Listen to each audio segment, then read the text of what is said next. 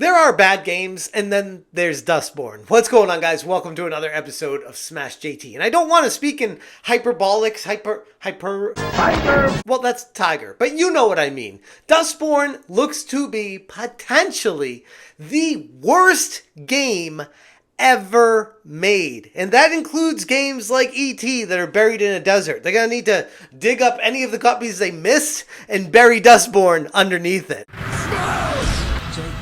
Hit that subscribe, give me a like, and check out smashjt.com for the full article talking about just how bad Dustborn is. A game that is coming from a developer that I actually, at one point, used to love. One of my favorite games from the Xbox era was a game called Dreamfall: The Longest Journey. And while underrated and flew under a lot of radars, the game was magnificent in storytelling and really drawing you into the world. So on the surface, you'd think maybe Dustborn has a chance. And then you watch the Dustborn trailer.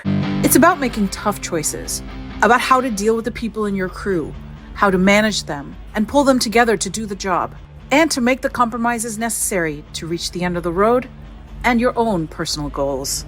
We'll be taking a different route north, through Liberty, Oregon. Liberty? I would actually like an explanation. I concur. And if you thought the trailer was bad enough, the reviews for this game are even worse. I've watched some people try to play it, and it's so cringy that it's painful. Varadark said, "Rough launch day for Dustborn, the new DEI game where words are weapons, and it was inspired by 2016 politics. And this game has sold dozens of copies, and I'm not even joking when I say that. It has an all-time player peak of 83 people on Steam. Debuting a couple days ago, around the same time as that Black Myth Wukong game that had up to 2.5 million people playing it at one time, this game's got 83.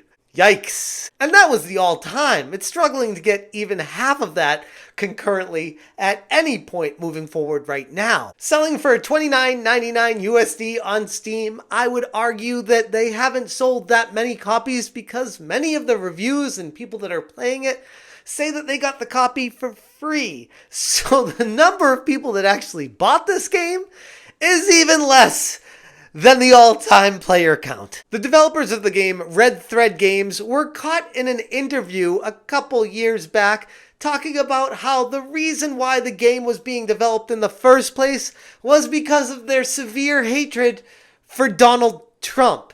The game was born out of having Trump derangement syndrome. These developers that were talented got infected with a mind virus that destroyed their love and passion for making good quality games. Dustborn's premise is about a road trip adventure of the dystopian divided states of America with a ragtag crew, musical gear, and a robot driver.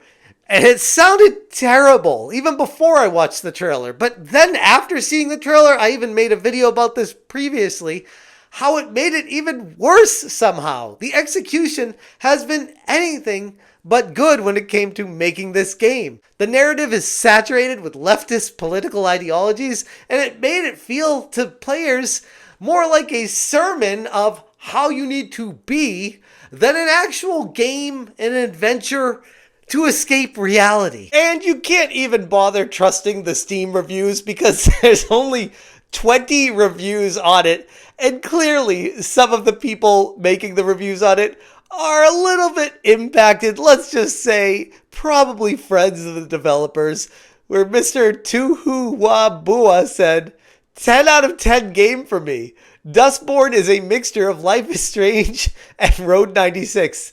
This game is my game of the year. But then you take a look at the actual reviews where gamers are actually saying what they thought about it. Random Battle said, a very boring visual novel that starts in a terrible spot and doesn't get any more involved or interesting. Stopping for gas is given the same gravitas and entertainment as blowing up robots. And in almost self-aware sort of irony, the first words the game tells you is that this is a bad spot to start a story.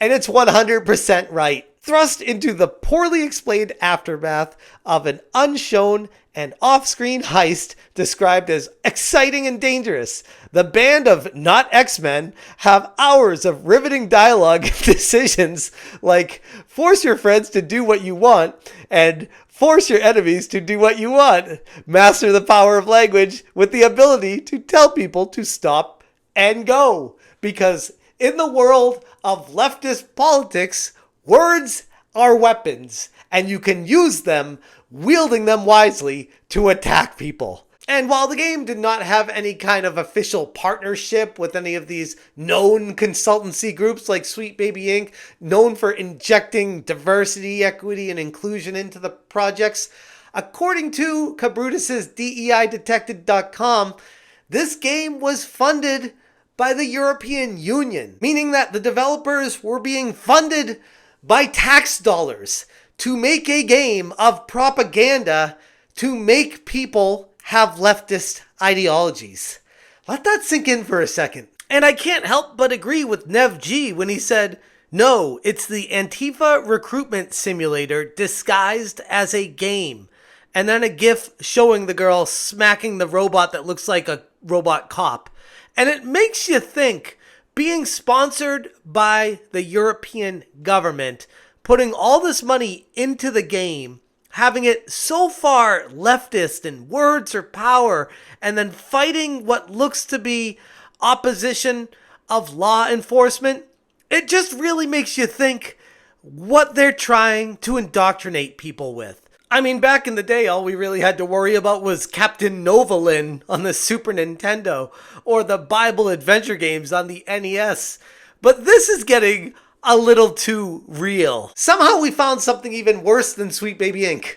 Governments. But people aren't just disinterested with this game. Gamers are actively rejecting another forced attempt to push political agendas into their entertainment. The disastrous launch of Dustborn is a good reminder of what happens when games become more about preaching than playing. Dustborn was a failure from Jump Street, and there was no amount of pandering to the modern audience to fix what was destined to be a monumental failure. But even I could not have predicted such low numbers on Steam, having under 100 people worldwide playing a game, a new game. Some would even argue a double A game. I'm not going to call it triple A because it's obviously not that, but it's a game that had years of work put into it. All right. Lots of time, lots of effort, lots of developers putting the effort and work and voice acting and everything together to make this game just for people to laugh at it. Words have power. They can give you strength. Ready for this? Stand still. Words can bring people together and tear them apart. But if words hold so much power, he has no respect for you. She's right. The question is, what do you have to say?